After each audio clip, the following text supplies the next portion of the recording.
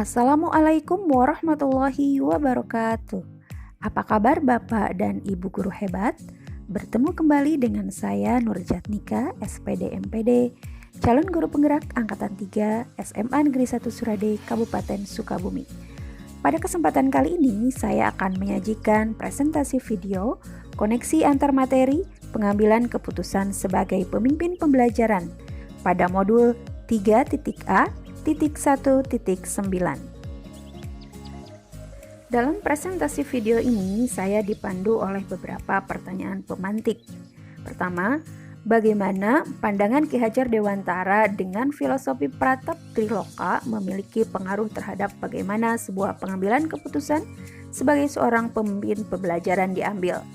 Pratap Triloka merupakan filosofi pendidikan Ki Hajar Dewantara yang memegang peranan penting dalam konteks sekolah, terutama dalam pengambilan keputusan bagi guru sebagai pemimpin pembelajaran, yaitu Ingarso Sung Tulodo, di depan memberi contoh.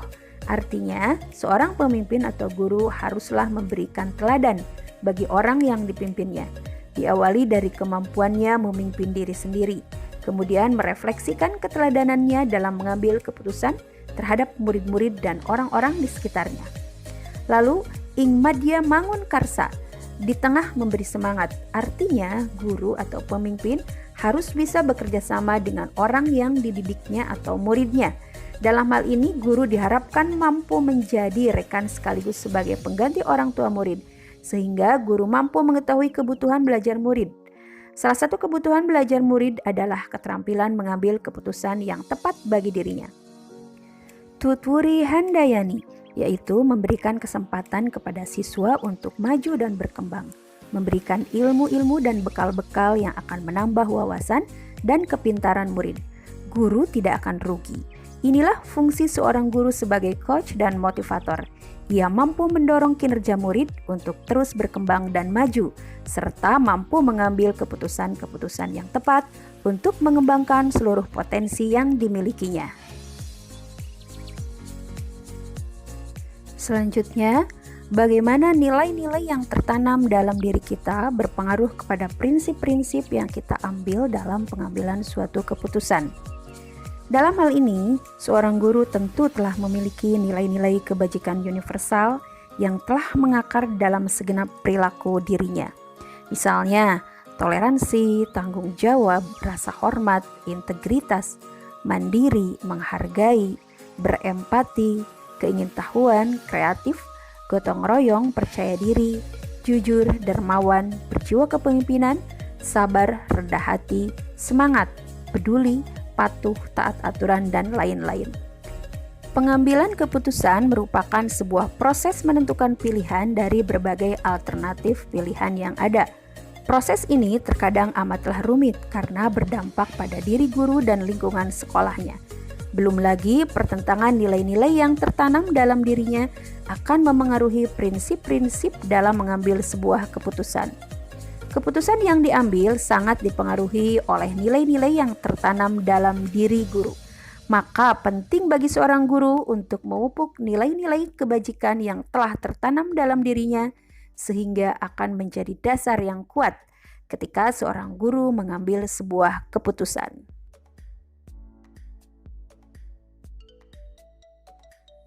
Prinsip-prinsip dalam pengambilan keputusan berkaitan erat dengan nilai-nilai yang tertanam dalam diri guru. Guru yang konsekuen dengan akibat atau tindakan dan berpikir yang terbaik untuk orang banyak, maka akan cenderung berpikir berbasis hasil akhir atau end-based thinking. Guru yang memiliki komitmen yang tinggi, jujur, dan taat aturan, maka cenderung akan memilih prinsip berpikir berbasis peraturan atau rule-based thinking. Dan guru yang memiliki rasa empati dan kepedulian yang tinggi, maka cenderung akan memilih prinsip berpikir berbasis rasa peduli atau care-based thinking.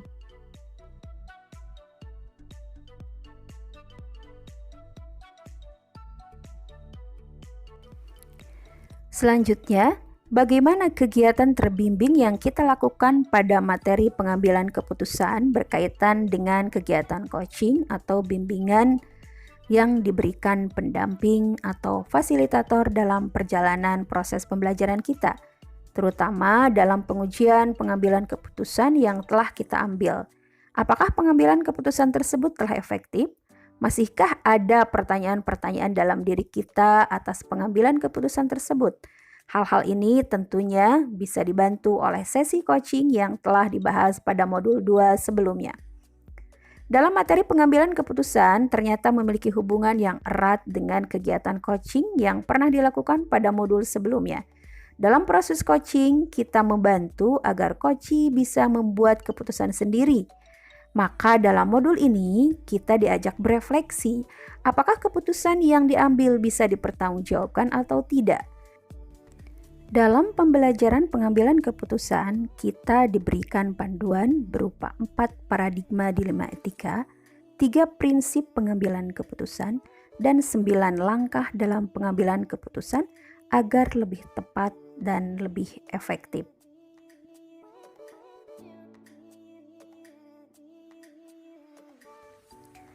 Pertanyaan pemantik berikutnya. Bagaimana kemampuan guru dalam mengelola dan menyadari aspek sosial emosionalnya akan berpengaruh terhadap pengambilan keputusan? Pembelajaran sosial emosional mencakup 5 komponen, yaitu kesadaran diri, pengelolaan diri, kesadaran sosial, kemampuan berinteraksi sosial, dan pengambilan keputusan yang bertanggung jawab. Kemampuan mengambil keputusan bertanggung jawab meliputi kemampuan seorang guru dalam mendemonstrasikan keingintahuan dan keterbukaan, mengambil keputusan yang masuk akal sesudah menganalisa informasi, data, dan fakta, berpikir kritis, dan mengantisipasi serta mengevaluasi konsekuensi atas keputusan yang diambil. Dalam modul 3.1 ini, maka guru semakin dibekali dengan 4 paradigma, 3 prinsip, dan 9 langkah pengambilan keputusan. Kecerdasan seorang guru dalam mengelola aspek sosial emosionalnya akan sangat berpengaruh pada keputusan yang dia ambil.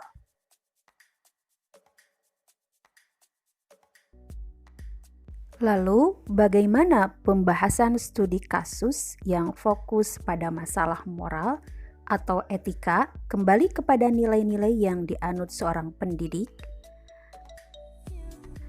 Pada pembahasan studi kasus yang fokus pada masalah moral atau etika, seorang guru terlebih dahulu harus mampu menentukan apakah kasus yang dihadapi adalah dilema etika ataukah bujukan moral.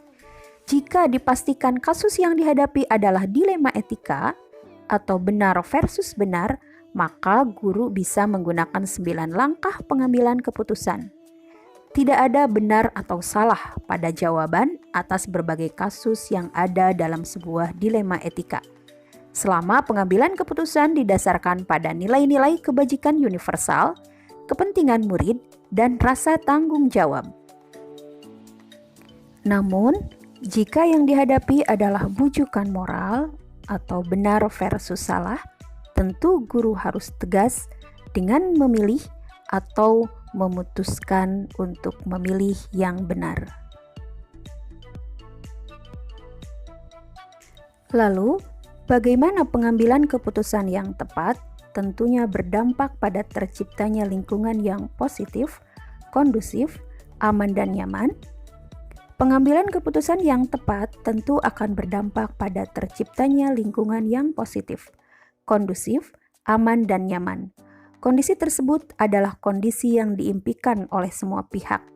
Kondisi ideal tersebut dapat terwujud jika guru dalam setiap pengambilan keputusan menyikapinya dengan responsif, ditinjau dengan berbagai sudut pandang, yakni dengan menerapkan 9 langkah pengambilan keputusan. Sebaliknya, jika guru bersifat reaktif dan salah dalam mengambil keputusan, maka mustahil lingkungan yang positif, kondusif, aman, dan nyaman akan terwujud.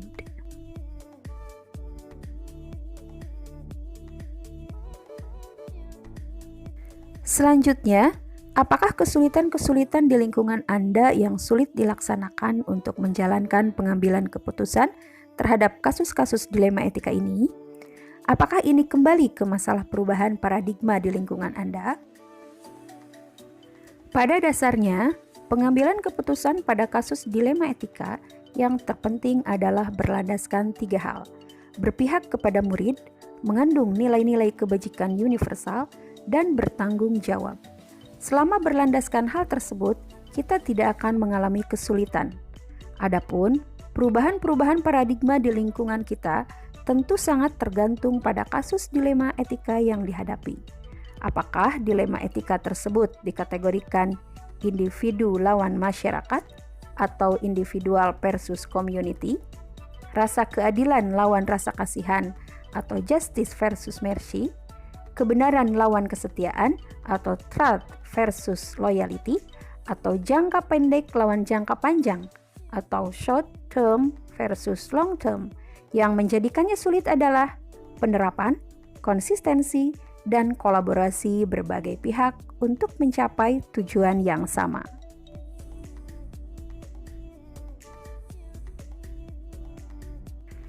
Dan pada akhirnya, apakah pengaruh pengambilan keputusan yang kita ambil ini dengan pengajaran yang memerdekakan murid-murid kita? Kemerdekaan belajar adalah suatu kondisi di mana guru benar-benar menunjukkan keberpihakannya kepada anak. Muara dari semua upaya perubahan positif yang dilakukan guru adalah murid, murid, dan murid. Merdeka belajar berarti siswa diberi kebebasan untuk mencapai potensi maksimal dengan tetap memerhatikan segala kodrat yang mereka miliki, baik itu kodrat zaman maupun kodrat alam. Dengan demikian, setiap keputusan yang guru ambil haruslah mengutamakan keberpihakan pada tumbuh kembang anak dalam mencapai keselamatan yang setinggi-tingginya, baik sebagai manusia maupun sebagai anggota masyarakat.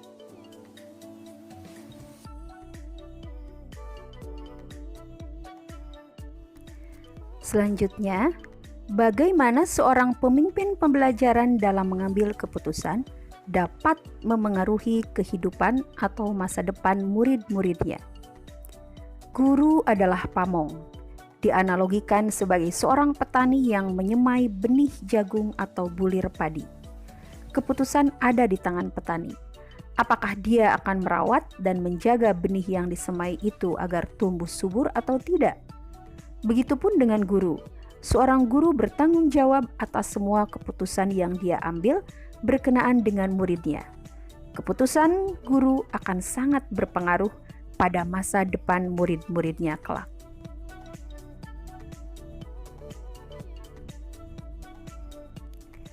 Yang terakhir, apakah kesimpulan yang dapat Anda tarik dari pembelajaran modul materi ini dan keterkaitannya dengan modul-modul sebelumnya? Untuk menciptakan kemerdekaan belajar guna terwujudnya profil pelajar Pancasila, seorang guru akan sering dihadapkan pada kasus-kasus dilema etika maupun bujukan moral. Oleh karena itu, seorang pemimpin pembelajaran harus memiliki kemampuan dalam memahami serta menerapkan 9 langkah pengambilan keputusan dengan tetap memegang teguh pada keberpihakan kepada murid, nilai-nilai kebajikan universal, dan bertanggung jawab. Adapun nilai-nilai yang tertanam dalam diri seorang pemimpin pembelajaran akan sangat memengaruhi keputusan yang ia ambil dan tentunya berimbas pada suatu kondisi lingkungan yang positif, kondusif, aman, dan nyaman.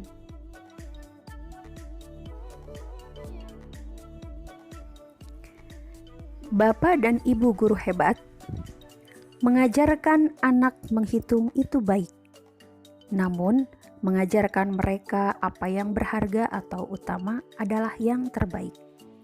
Bob Talbot. Demikian presentasi video yang bisa saya sajikan. Semoga bermanfaat. Terima kasih. Salam guru penggerak. Wassalamualaikum warahmatullahi wabarakatuh.